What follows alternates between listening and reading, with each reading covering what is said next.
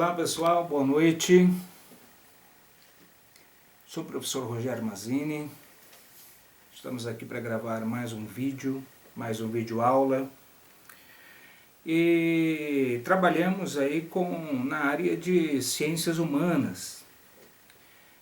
E eu já tenho recebido alguns pedidos, inclusive até no YouTube, de quem se inscreveu lá.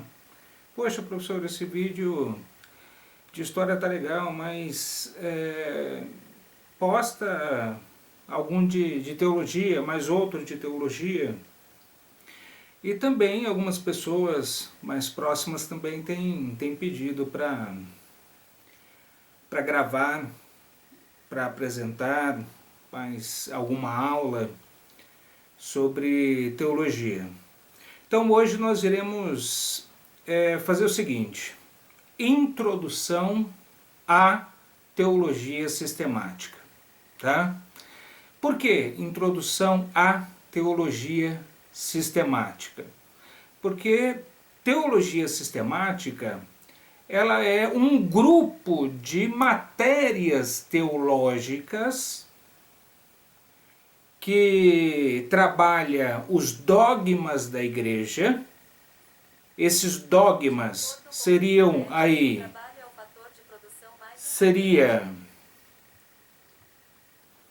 esses dogmas seria as doutrinas principais da igreja cristã, ok? Com pequenas alterações, e com o passar do tempo, pelo menos na teologia utilizada pelos protestantes, acabou se tornando aí um grupo de 10 matérias teológicas, ok? Que abordam aí as 10 doutrinas, as 10 principais doutrinas da igreja. E no caso da teologia sistemática abordada pela Igreja Cristã Católica, ela faz um conjunto um pouco maior de matérias. Daí eles também trabalham a patrística, também, dependendo do seminário, patrologia, demonologia, mariologia, prolegômeno. Então, algumas pode ser que entre um braço do cristianismo, o católico, possa ser que tenha uma alteração ou outra, uma matéria ou outra, que não tenha no braço protestante, que também tenha uma matéria ou outra diferenciada, tá? Mas a maioria das matérias teológicas que envolvem as principais doutrinas ou dogmas da igreja,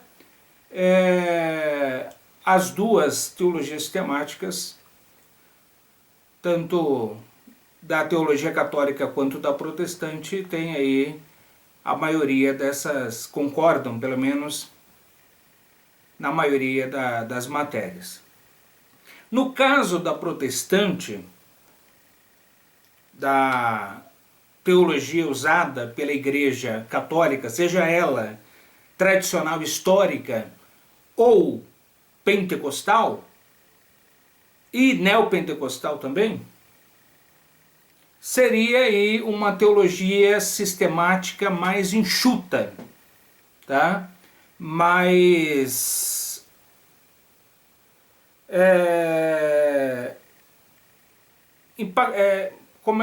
compacta. Essa seria a palavra mais adequada, tá? Eu dei aula durante um bom tempo com esse livro aqui, Conhecendo as Doutrinas da Bíblia. Hoje está com uma outra capa, tá? deste baita teólogo Meyer Pearman. E durante um bom tempo eu dei aula de teologia sistemática com base nesse livro do Meyer Pearman. Daí ele inicia com a doutrina em si, o que seria a doutrina, o valor da doutrina, do dogma da igreja, né?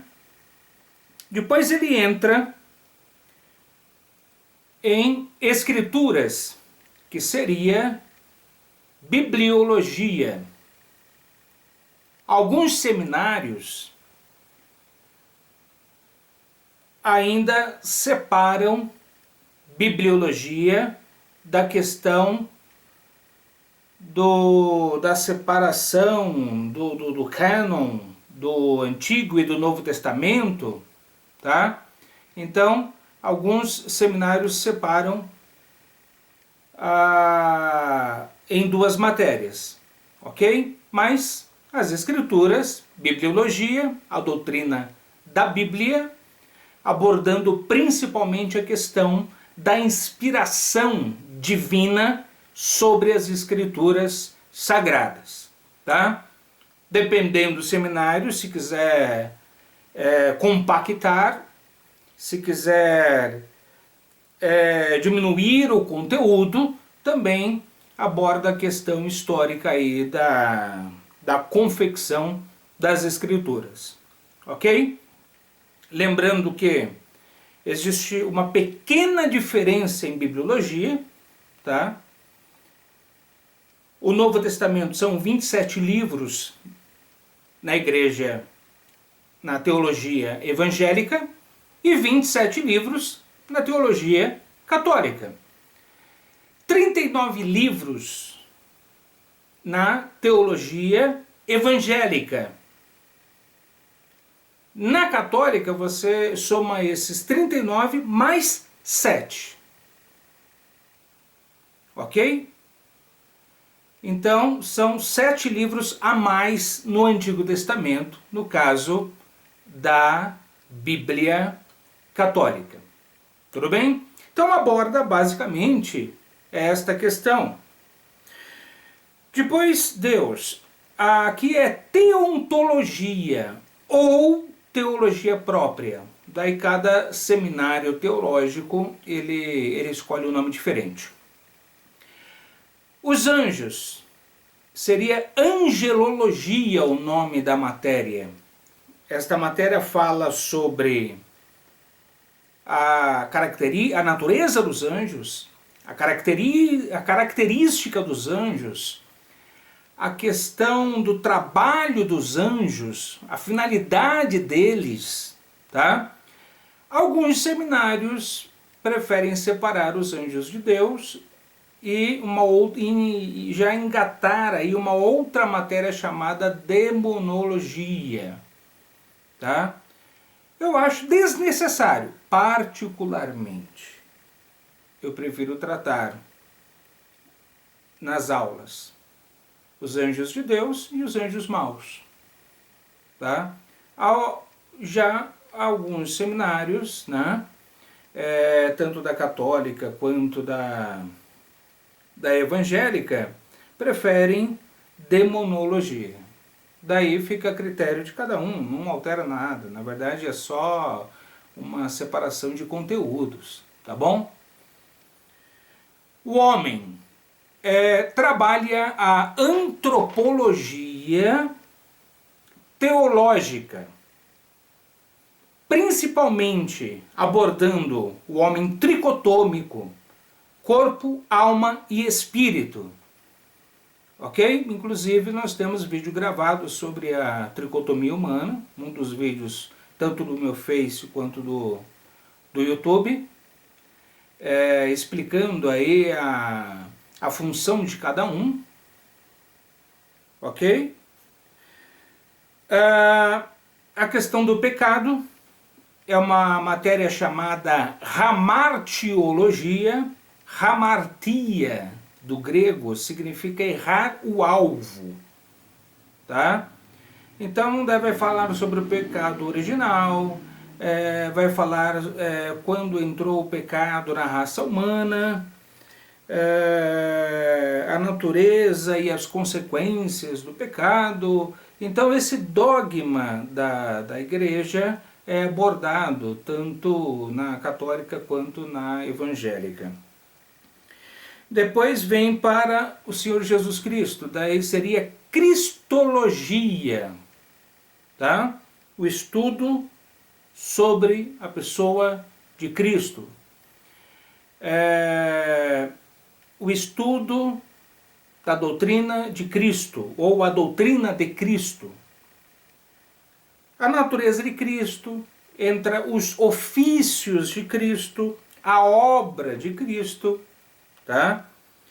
Depois já vem para a salvação, soteriologia.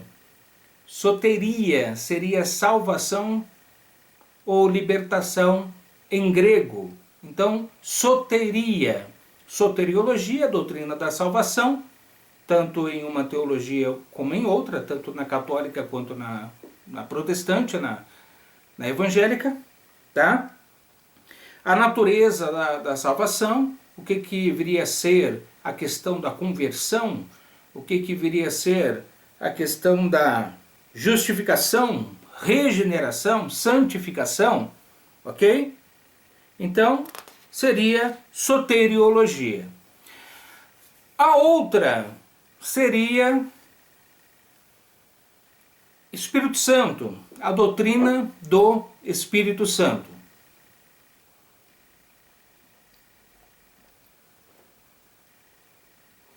Alguns seminários ou faculdades teológicas costumam utilizar o termo pneumatologia, tá?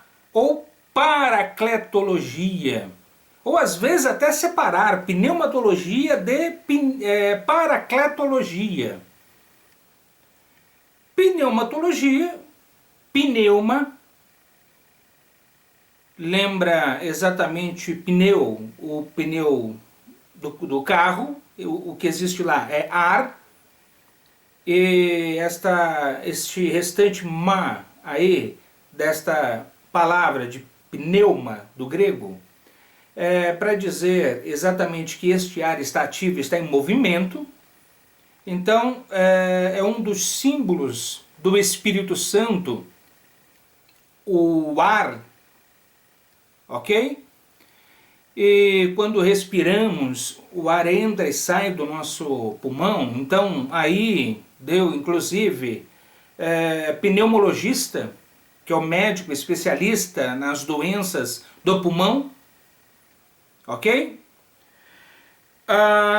Então, a maioria das faculdades de teologia costumam abordar a pneumatologia. Eu acho muito coerente, eu acho legal a utilização dessa matéria e chamá-la de pneumatologia, tá? E depois entra a igreja, eclesiologia, eclesia, a doutrina da igreja, a natureza da igreja, a fundação da igreja, os membros da igreja, a obra da igreja, as ordenanças da igreja, a questão da adoração na igreja. Então tudo isso envolve a questão da eclesiologia, a doutrina da igreja. E por último, a doutrina das últimas coisas, que seria exatamente escatologia. Escatologia eu já passei essa matéria, eu já ensinei em 3 aulas. Eu ensinei escatologia em 3 aulas, o arrebatamento da igreja, a volta de Cristo, depois o anticristo, a grande tribulação, depois o milênio e o juízo final. Esses são os 3 títulos para escatologia, ok? Então aí é um apanhado geral, tá? sobre o que vem a ser teologia sistemática, só para vocês terem uma ideia. Daí sim, quando vamos estudar, daí é uma aula, 2, 3, para cada uma dessas 10 matérias que eu acabei de falar. Ok? Daí a gente vai ver aí a possibilidade de ir abordando, eu tenho umas videoaulas também de história e sociologia, se tratando de 2 escolas que eu leciono, mas uma vez ou outra postando uma aula de teologia. É muito bom, é muito gratificante quando você percebe que existem pessoas que gostaram da sua aula, que aprenderam com a sua aula, e que aquilo que você ensinou foi significativo, que trouxe mudanças, que trouxe uma luz aí para a cabeça da pessoa, seus pensamentos, suas ideias, seu conhecimento, ampliou o seu conhecimento. Porque, veja bem, entenda uma coisa, o conhecimento ele traz mudanças. É impossível uma pessoa aprender de verdade e continuar a mesma. O ensino, ele causa mudanças. Como professor, eu afirmo categoricamente, se o aluno aprendeu de verdade, ele vai mudar. Alguma coisa alterou na cabeça dele, nas emoções dele, nas atitudes dele, nos hábitos dele, o seu projeto de vida, alguma coisa ali com relação à família, a profissão que iria escolher ou não, alguma coisa houve de transformação neste aluno. O ensino causa mudanças. Eu sou um grande defensor disso, desta frase: o ensino causa mudanças. Ok?